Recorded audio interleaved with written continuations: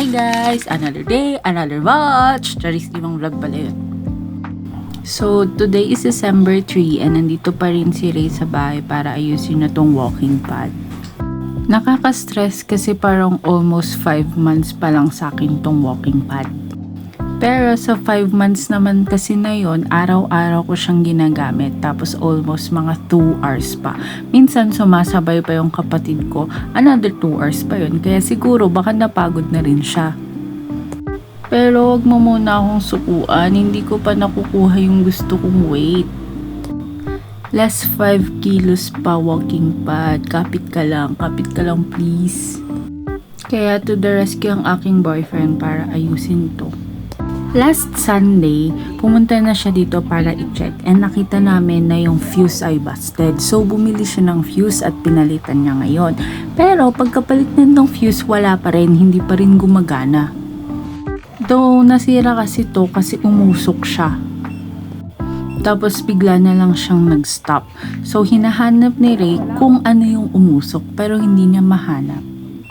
Nasistress na rin yan kasi gumagana naman na yung fuse, gumagana naman na yung motor, hindi niya alam baka motherboard yung problema.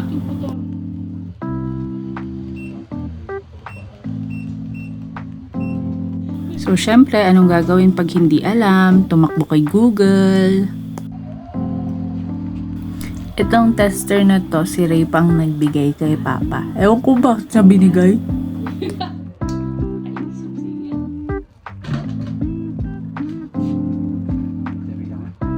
Ko lang nalubat na. Sabi ko kasi kay Papa mo. Magna 9 years na tong battery na to. Valid. Never ko pinamitan. Ako, alam ko gumamit ng tester. Nasa physics yan eh. Pero hindi ko lang alam magbasa. So, bumagsak ako ng physics.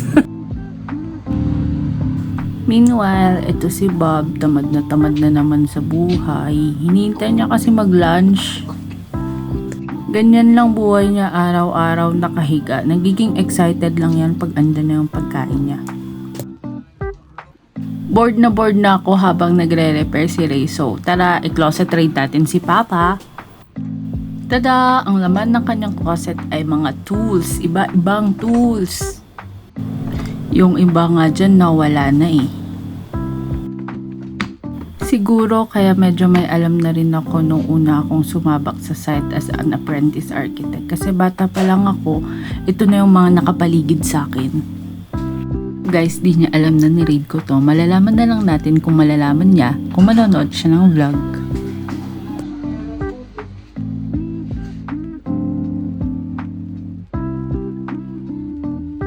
Eto na nga, hindi pa tapos si Ray mag-repair. So, dumating yung parcel ko at ina-unbox natin.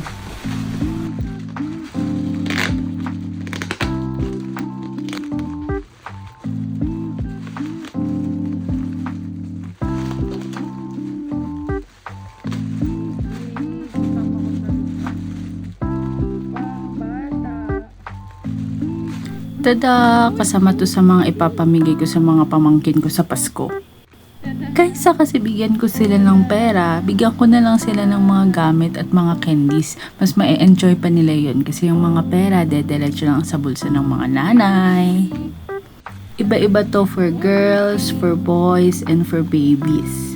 Kahit na, di ko alam kung maggamit pa to ng babies.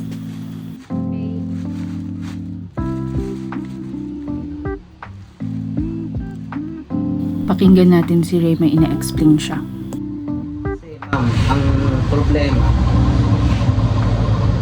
kung ang sira nito is itong board, dapat itong terminal kung saan nakasaksak yung motor, walang lalabas na voltahe dyan.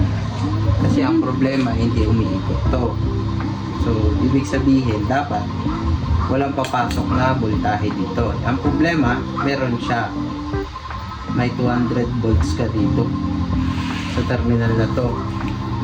Pag tinetester din naman tong motor, gumagana naman siya. So, Anong possible problema? tignan natin dito ay yung ibang parts. Baka dito nagkaroon ng problema dahil na-fuse. Itetest rin na lang natin ng iba. Pero kailangan kasi ito baklasin isa-isa eh. Itong mga motor. Ay, itong... Pati ilaw yung mata ko, wala naman tong voltage. Saan ang gagaling yung voltage nito? Yan. Alam mo yung itsura ng drum? Anong silbi ng drum? Imbakan ng tubig. Ito, mukhang drum, di ba? Hmm. O, imbakan ng buntayan. Hawakan mo yan sa abog yung mata mo. Oh. Pati ikaw hinawakan mo, hindi naman sumabog ito mo. Yung balat ay hindi nakakakuryente. Hindi pa ito. So dahil hindi niya maayos yung treadmill, nandito tayo sa susunod na ipapaayos naming pamilya. Kung ano-ano na lang yan. Salamat, Ray! Tapos poste to poste. Gustong gusto niya matuto ng mga ginagawa ko. Pero yung mga ginagawa niya, hindi ko matutunan. Hindi, mali. Doon sa ginawa natin kanina. Ah, ito. Doon sa kabilang bangi. Yan. Ito. Doon sa outside ka. Ng poste. Hindi outside na poste. Yan. Dito. Oo.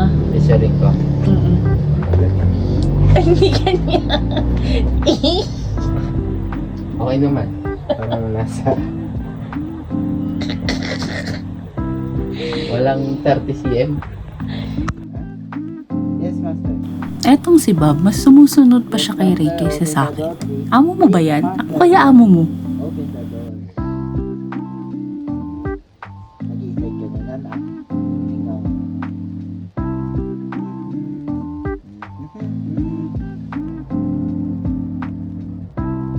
Paalis na siya today, pero sabi niya i-video ko daw siya para i-affiliate ko daw yung ginagamit niyang sunscreen. Tama to. May oil. Lately, napansin ko, mas maarte na si Ray sa akin. Meron na siyang hair care, meron na siyang skin care, meron na siyang dental care, may lip balm pa yan. Iniisip ko nga kung impluensya ko ba yun eh, pero parang, ewan. Pero again, sasabihin ko, alagang Renny. Charis!